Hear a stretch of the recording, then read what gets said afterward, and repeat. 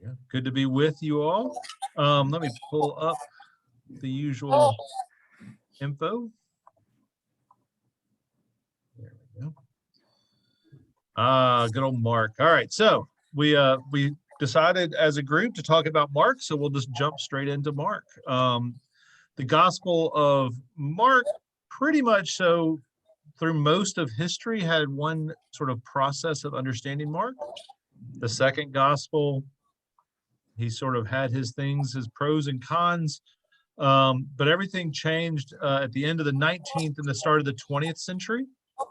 And that's really when a lot of scholars started to analyze not just Mark, but the entirety of the Bible in ways that had not, really, to be honest, had not been allowed for most of their history, much less even thought about. That is, scholars in Germany began to really an exhaustive examination of the Bible, right? And they literally went line by line and started taking things apart, which is, it was an interesting process. As one of my professors famously said, before we had computers, we had Germans. They just all think very analytically and take things apart line by line. So as they did that, we'll just sort of go first with some quick thoughts about Mark and then get into that. So first, it's the shortest of the Gospels by a lot. It's really probably about half the size of the next closest, which I think is Matthew is the next closest in length, but Mark is very, very brief.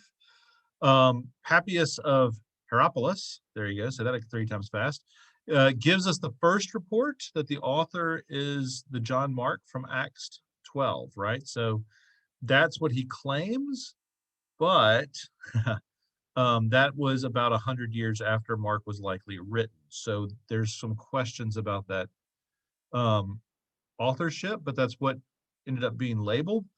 As far as that goes, and we've talked about this when we talked about the Gospel of John, right? All 4 of the Gospels are not likely written by the person whose name is on it. Mark is for John Mark in Acts. Luke is for the person who was traveling with Paul in his journeys. John is the disciple John. And then Matthew is for the disciple Matthew or Levi, depending on which translation and which version you use. But in each case, almost every scholar is on the same boat of saying probably not those particular people. First of all, we don't know because no one signed their name and said, I, Mark, wrote this, the same way that, Paul will write that in his letters, but no one wrote that on the Gospels.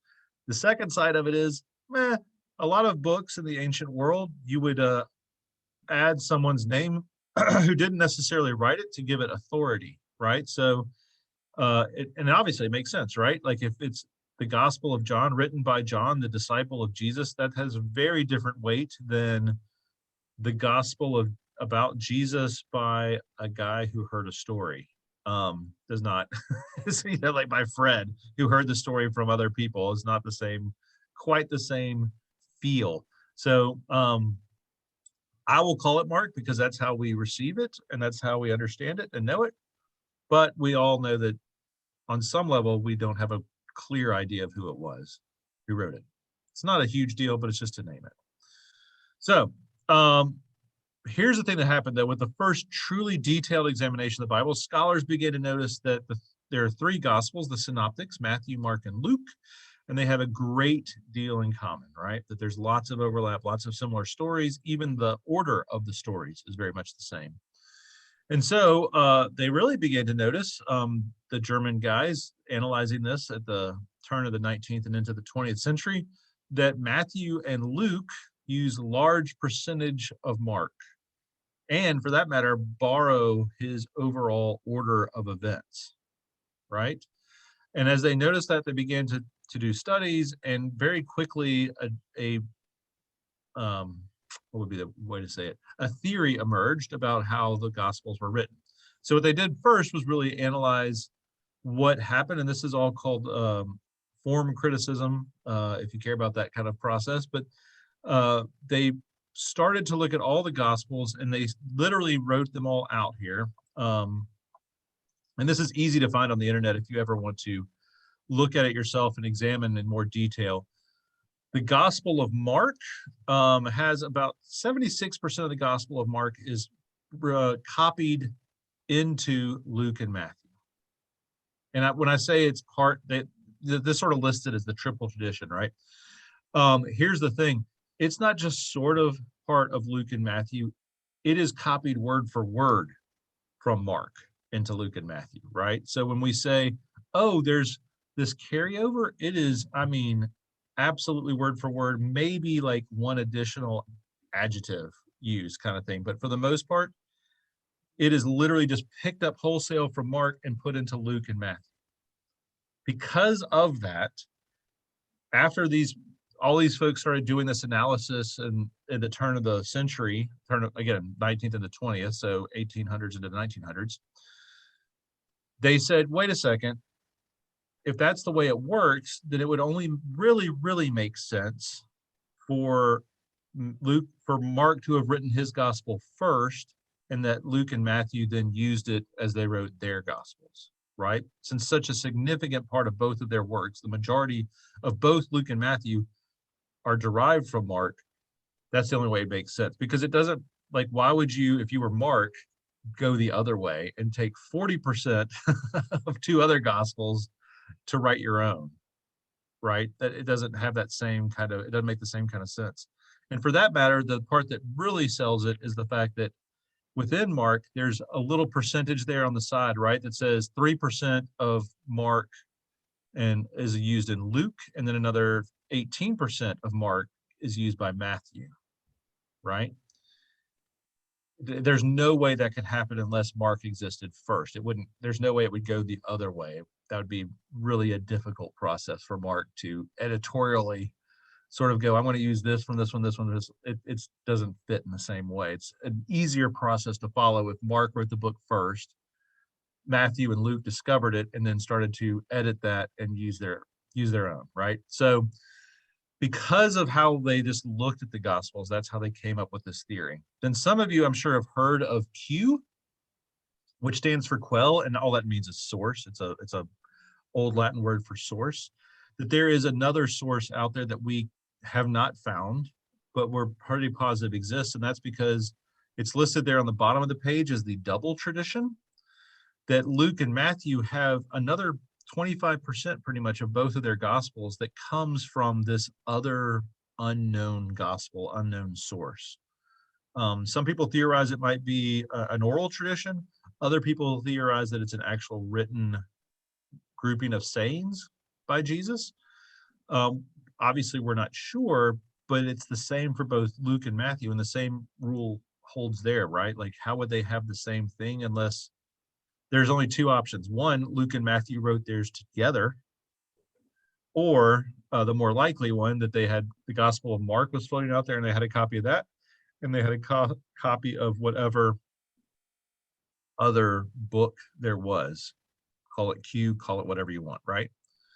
So this is, again, I'm giving y'all the super basic ideas of theories that are now over 100 years old, but still animate most of the conversation around the Gospels and how the three synoptic Gospels were written, right? Luke has about a third of his material that's unique to Luke, that they think was just stories that Luke knew. And the same way with Matthew, about 20% were unique to Matthew, that they're the stories that his community knew or whoever he was talking to knew. But again, this is how it all works, how all these things sort of work out. And it's easier to see a graphical representation, I think, than to hear just 40% of Mark was used in Luke, right? Or when you hear it orally, it's not quite the same way. Questions about, because again, this is one of those things that people consider to be bordering on law. It's absolutely considered the accepted practice now for most biblical scholarship.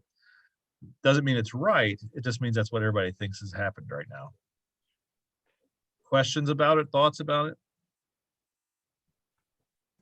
Bill, so the 41% and the 46%, are you saying that those percentages are in Luke and Matthew based totally on what Mark said? Right, right.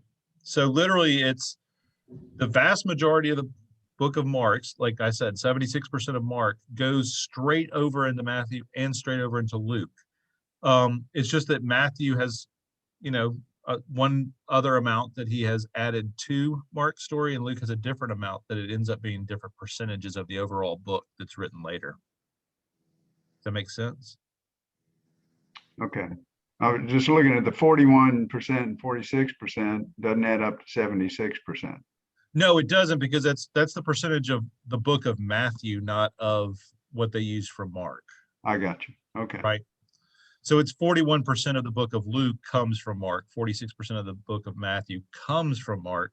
Okay. But not that they didn't. Again, the stories are the same ones that they took for both. Okay. Thanks. You can get a book. What is it called? Gospel Parallels, which is a New Testament book for the Synoptic Gospels, and it includes John too. But it's more helpful for the Synoptics, where literally someone went through and took the Gospel of Mark and then edited and put, like, if there's a story about, let's say, feeding the 5,000, then here it is in Mark, and then next to it's Luke, next to it's Matthew, and they literally put it line for line so you can see exactly how much is connected. And you could probably, that's an old book, you could probably Google it nowadays, and it's probably online as well, because it's easy to do. But it's pretty breathtaking how, if you look at one of those books, how much and how exactly copied it is. It's not any teacher who is grading any of these guys for an exam would say that Luke and Matthew fail for cheating. Plagiarism galore. That's what I was just thinking about. Today it's such a bad thing to write and use other person's, thoughts and ideas unless you attribute them. But let's think back. At that time, they were trying to get out, facts or thoughts, concepts, and this triple tradition part. That gives me high confidence. The three major writers, decided to incorporate that information into their writings, and that it probably happened, or it's accurate, or fairly accurate, or right. Well, it sort of speaks to the authority of Mark in an indirect way, right?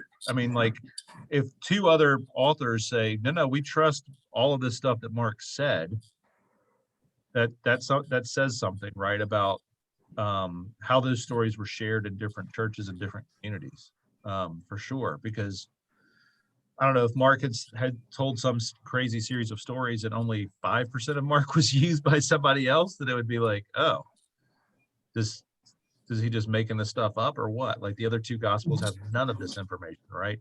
But their connectedness sort of speaks to that shared understanding of the story they're telling, right? At the least. I've seen similar graphs to this before, but never with the percentages. So this is really interesting. It is, isn't it? Yeah. And it's also interesting that somebody sat down and figured that out. Yeah. right. Yes.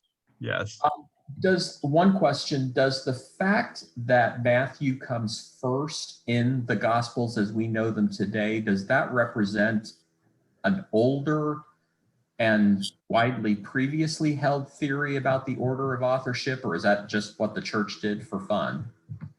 That's a good question. I think it, to a certain degree, I don't know if I'm pretty positive we can say that it never meant this was the order in which they were written. Right. Okay. I don't think they would have ever said, let's order it in that way. Because if they did, anyone would have ordered like Paul's letters differently. They're just in the order of length, right? It's like, this is the longest letter, then the next longest, that kind of thing. Okay.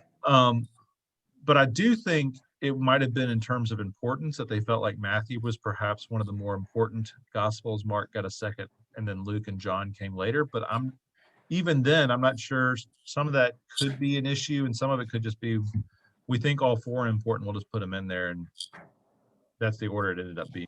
I'm not positive of any writings that specifically say this is, John should be last because he's the least important or anything like that. I mean, for instance, both Luke and Acts are written by the same person, but they're divided by John, which I've always just sort of found weird for whoever ordered the New Testament.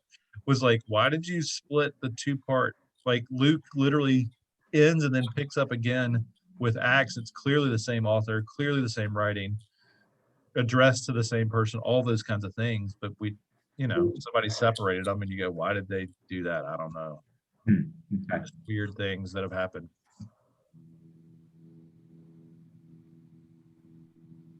All right, so we'll push on then into a little bit more about Mark. So again, that logic is simple, and some people have challenged it and said that it may not be true, but that Matthew and Luke copied. But what we can say, regardless, is Mark is a really super brief and hurried gospel. The composition, both in terms of how it's written and references it makes to the temple, leads most scholars to date it right after the destruction of the temple, around AD 70, right? AD 70 is when a group of, if you don't recall your Greco-Roman history of the ancient world, that it was around 66 AD, I think is when it was. They order the priests in the temple to sacrifice an offering to the god Caesar. And of course, any good Jew would refuse that. And certainly the high priests and everyone else refuses. Then they force someone to do it. There's a big fight. The Jews that are in Jerusalem rise up and capture the Roman garrison, kill the Roman garrison there, and declare themselves an independent state, which of course doesn't go well. So then Rome marches in and systematically destroys anything vaguely Jewish in all of Palestine/Israel, including the temple. And so that's all 70, 71 AD. It's 2 or 3 year war period there where the temple is destroyed in 70, but there is an active war for about 3 or 4 years, which famously ends at the Masada, where a group of Jews sort of camp out at this big fortress on top of a mountain. And the Romans, being both engineers and slightly crazy, decide just to build a giant ramp to the top of the mountain to kill them. That sort of gives you an idea of some of the history at the same time. But because of some of this sort of hurried, clipped nature, as well as the destruction of the temple and its references in the text, I think it was about that time when Mark was writing. So to shift them back to the 1900s, 1901, William Reed wrote a groundbreaking book called The Messianic Secret. And in that, he argues that Jesus always refused the title of Messiah in the Gospel of Mark, which is true. And he even commands the demons not to use the term. It's this really weird thing. If you've ever read Mark and been told to look for it, it's everywhere. I mean, he's absolutely pointing out something that's completely true, right? That Jesus will come in and he'll heal someone and they'll say, oh, it's the Messiah. And immediately Jesus goes, don't tell anybody I'm the Messiah. Don't do that. Don't stop that.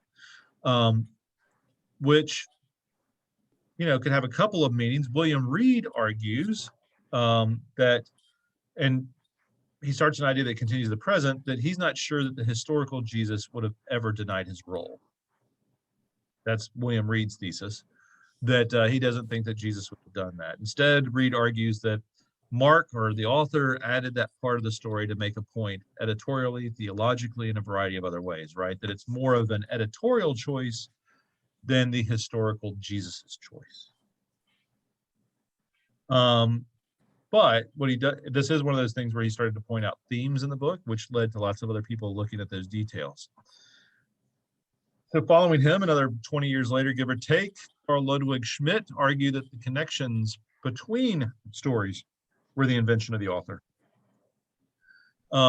Which this gives you sort of an idea of how that era of scholarship started to really critically assess the Gospels in a way that just had never even been considered before that. Which was, what's the author intent? Did they really tell this story? Was that really Jesus? Was that someone else? So over the course of the next 80 years, give or take, it led to a process called the Jesus Seminar, which some of you may remember. It was late 80s, early 90s, where they came into their own, and they were in the attempt to find the historical Jesus in the Gospels. That was the famous one that they would vote. Literally, these scholars would all get in a room and they would vote on the likelihood that Jesus did or did not say something, the historical Jesus versus what the church might want Jesus to say.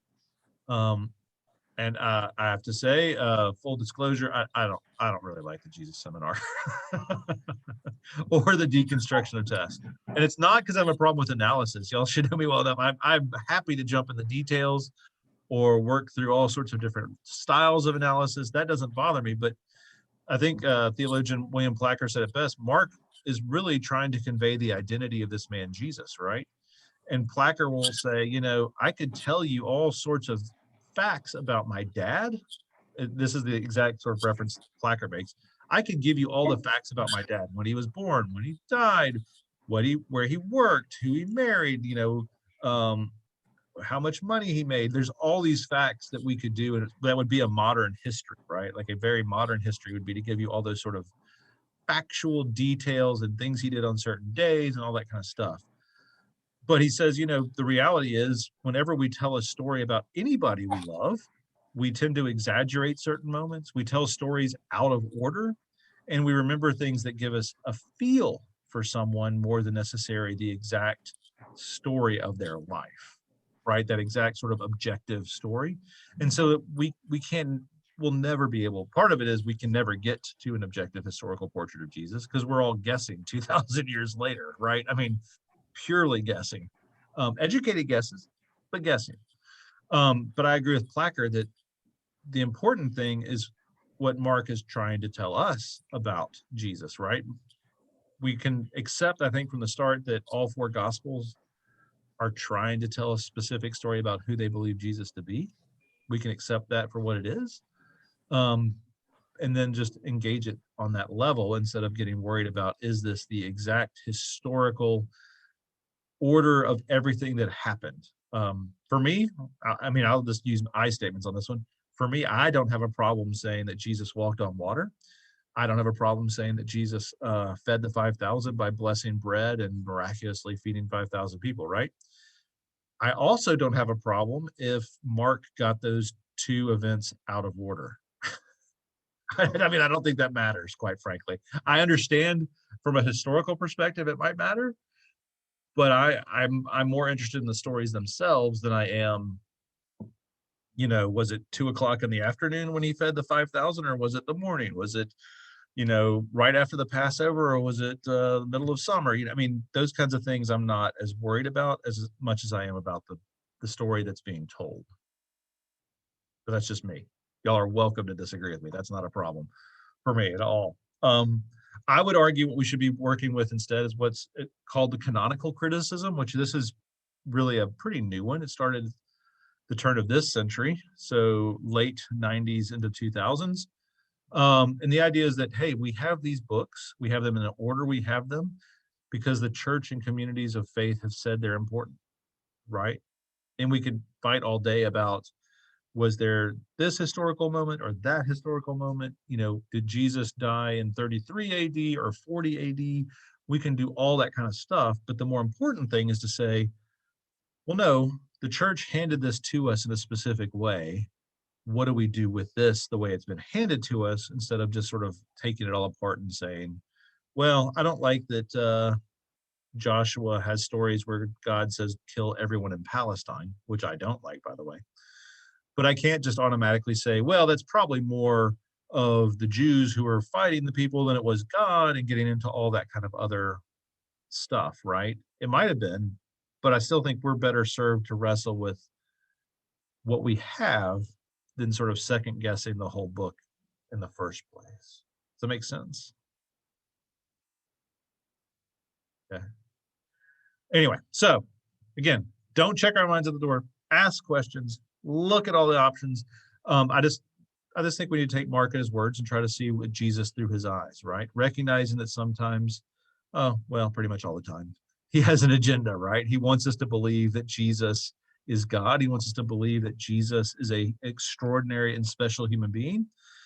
And I'm okay with that. I'm okay with approaching the text in those ways, knowing that sometimes he may have exaggerated, sometimes he got it out of order, sometimes he almost whole cloth made up a story because it served to help us understand who Jesus is versus necessarily having just the facts and just the dates and just the times. Right?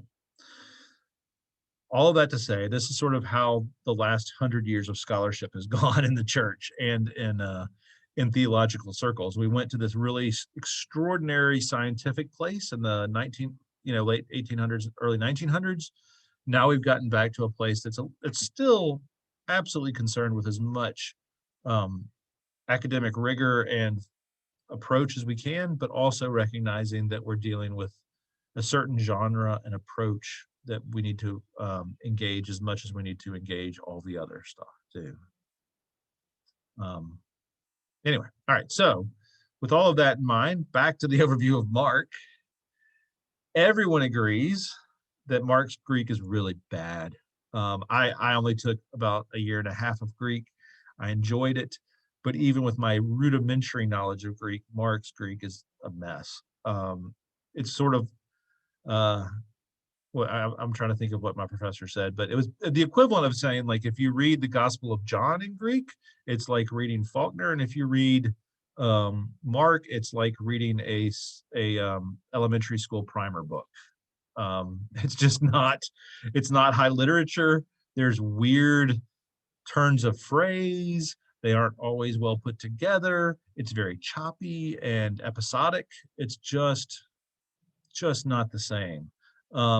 They're literally like Augustine of Hippo, who is 300 AD, but he's still closer, certainly way closer than we are to Mark's story.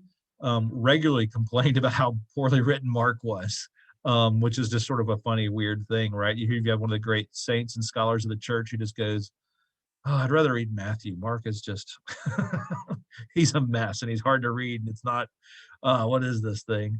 And even then, we can say, even then, Augustine noticed, or Augustine, either way, noticed how much of Mark was in Matthew. That's not anything that's new.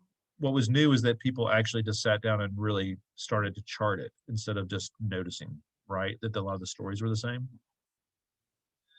Augustine even says, like, hey, I know a lot of the stories of Mark are in Matthew, but I'll just read Matthew because it's easier to read than wading through Mark and trying to wrestle with whatever he's saying. Right? So that's sort of how some of this has gone. Mark's Greek is not real great. He's in a hurry. One of my favorite parts of Mark, he uses this word euthus, which is translated to immediately, a lot to convey what a hurry he's in, right? So the word is used 60 times total in the whole New Testament. 41 of those are in the Gospel of Mark. And it's almost comedic sometimes, because I promise you, almost every story is like, Jesus fed the 5,000 and immediately he got up and went across the lake. And there he, I don't know, healed a demoniac and immediately he got up and went across. It's just over and over again how much he uses this idea of immediately. Like, Jesus is in a hurry. He's got a limited time. He's got a lot to do and needs to get there and do it quickly, right? Scholars have a couple of ideas for this. One is, if the dating's correct, then Mark is writing as a group of people who are revolted against Rome and the temple was being destroyed. Rome burned to the ground in 64 AD. That was when Nero was emperor.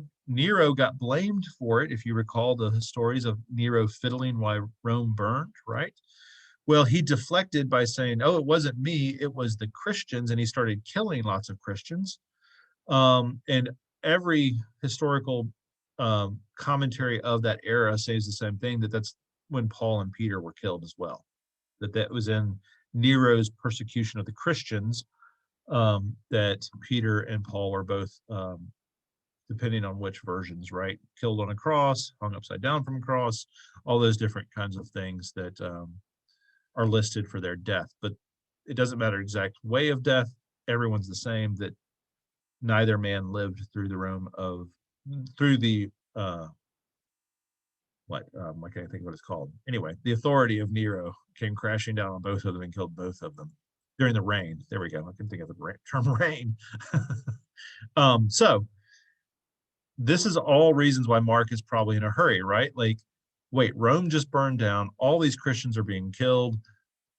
Rome has destroyed the temple in Jerusalem. Like, these are pretty big events, right, in the life of the world. So in that context of chaos and war in the world around him, Mark is just plain in a hurry because Peter and Paul and others who knew Jesus are dying and being killed. So the opportunity to ask a first person witness account kind of thing, eyewitness account, is going away.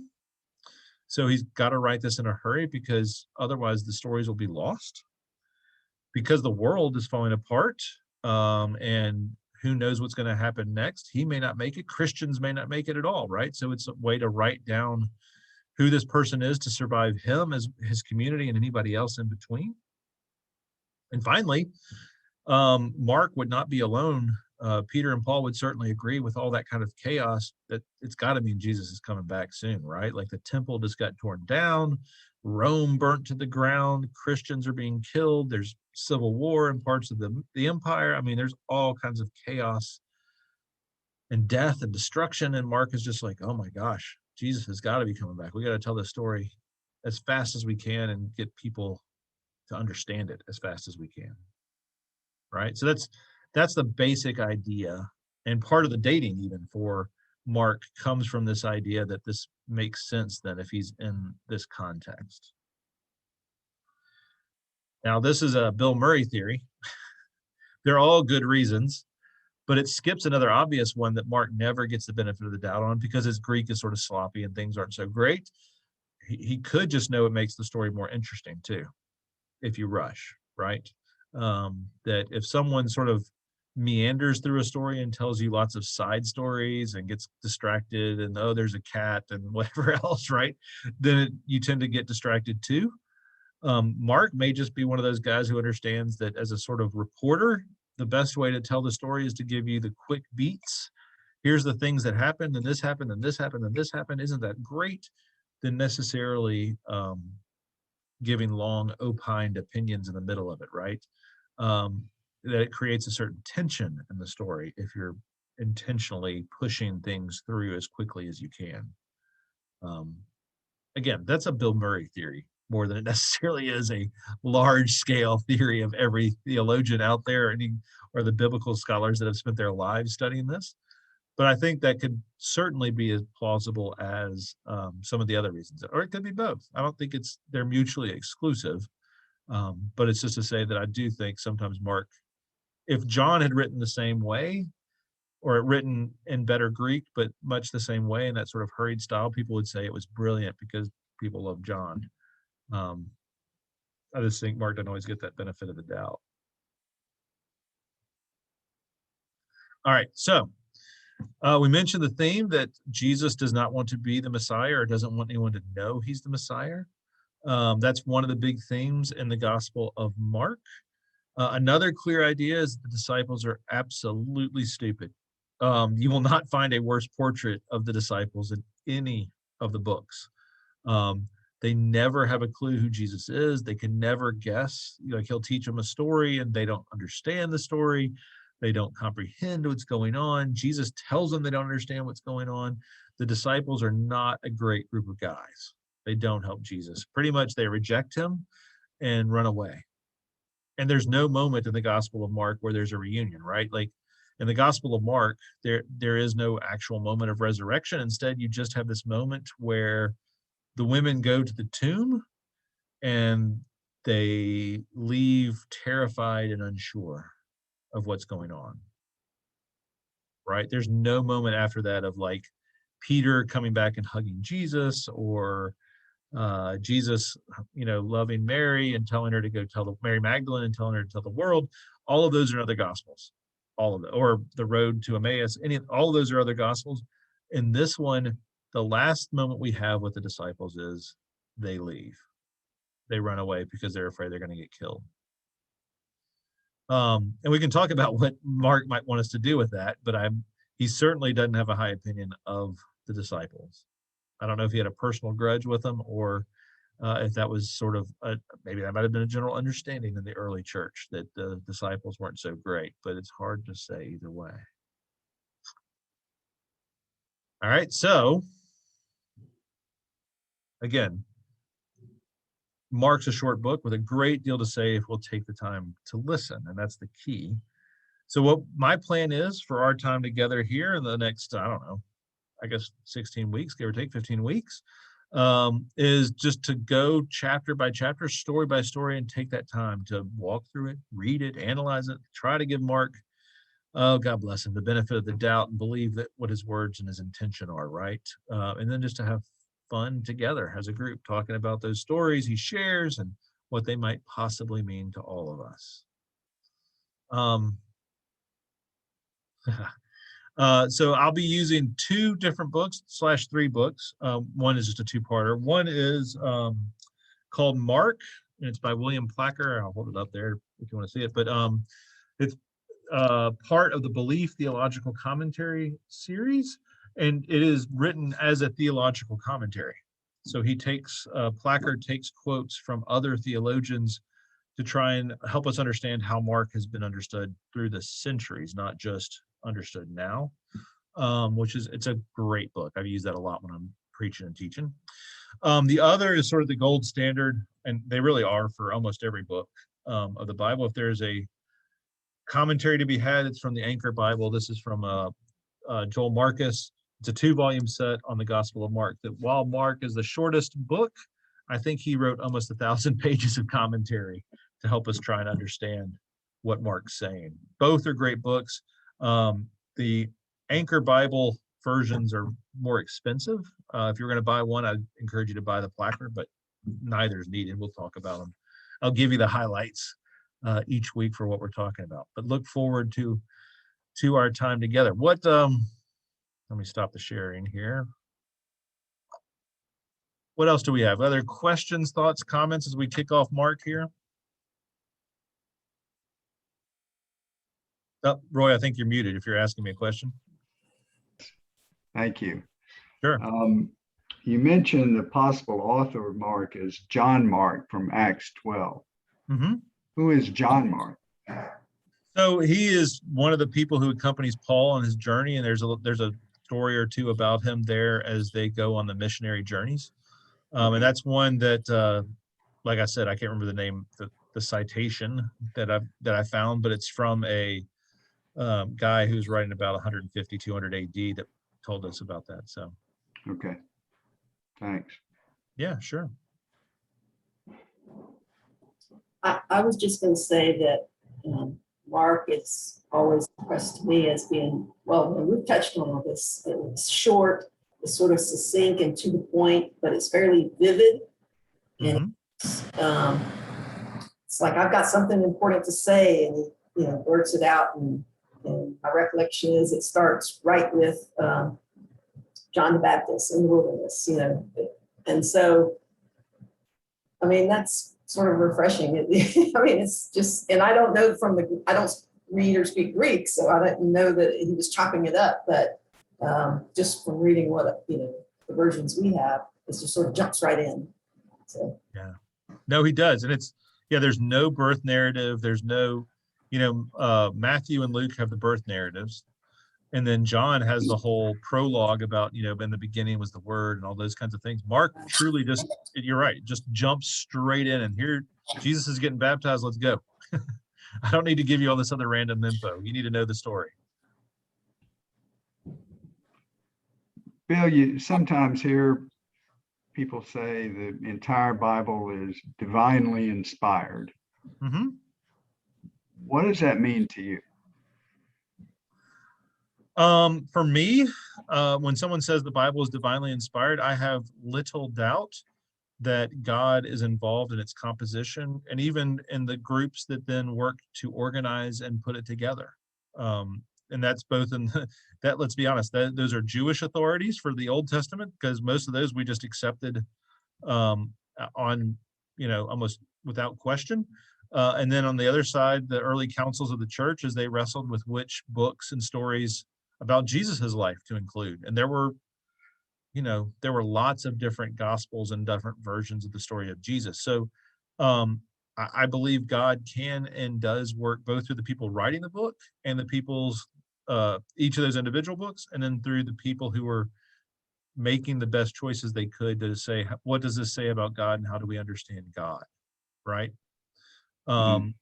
So I have no problem saying that at all, with any intellectual integrity or faith integrity. Now, I certainly would be also someone who would say that doesn't mean that God dictated every word. Right. That the Holy Spirit was literally whispering, okay, now write this, this, and this. Partly because that's not my experience with God, but also because I think people can add things or tweak things, or we have found numerous times, and I think the easiest one to point to is slavery, right? There's lots of verses saying slavery is just hunky-dory and fine, that I think we would all say the Bible got wrong, but I don't know that God was part of that conversation in the same way, right? That it happened, but I don't know that God was saying, please enslave your friends and drag them around the world. I don't think that was part of God's plan, but that doesn't mean that it can't be put in the Bible or put in books, because people had their own agendas sometimes. Thank you. Thank you. Sure. All right, my friends, anything else? Nothing I can think of. Thank you, Bill. Good introduction of Mark. Sure. Look forward to the conversation. We'll talk together more for the next one. I'll stop a whole lot more and just let the conversation flow a little bit better. All right, my friends. Well, have a great day, and I will see you all very soon. Great. Thank you, Bill. Bye-bye. Thank you. Take care.